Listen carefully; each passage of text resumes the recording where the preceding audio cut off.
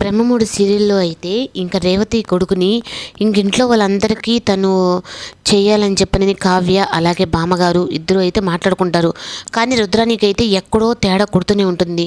మా అమ్మ ఏంటి ఈ పిల్లోడు కూడా మా ఇంటి పిల్లోడు అని చెప్పని అంటుంది అని ఇంకా మళ్ళీ అక్కడ కూడా డౌట్ పడుతుంది. ఇంకా కావ్య అయితే ఈ లోపలైతే ఇంక వచ్చి అంటే అత్తయ్య గారి ఫ్రెండ్ కదా అందుకని చెప్పని ఈ పిల్లోడు కూడా మన ఇంటి పిల్లోడే అని చెప్పనని అంటున్నట్టుగా తనైతే కవర్ చేస్తుంది. అయినా కానీ రుద్రాని అయితే మాత్రం ఇంకా మళ్ళీ సందేహిస్తూనే ఉంటుంది రేవతి కొడుకుని ఎలా అయినా ఇప్పుడు కానీ.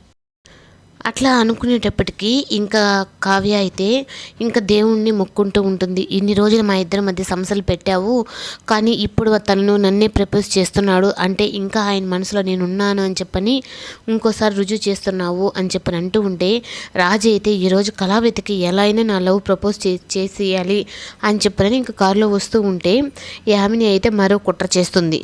అంటే ఈసారి రాజు అనేవాడే లేకుండా ఉంటే ఇంకా కళావతి ఇంకా ప్రేమ అని చెప్పని అన్నాడు కదా పూర్తిగా ఇంకా రాజుని అయితే అమెరికాకు తీసుకెళ్ళిపోవాలని చెప్పని కొత్తగా ప్లాన్ చేసి దానికి రుద్రాని కూడా అయితే సపోర్ట్ చేస్తుంది.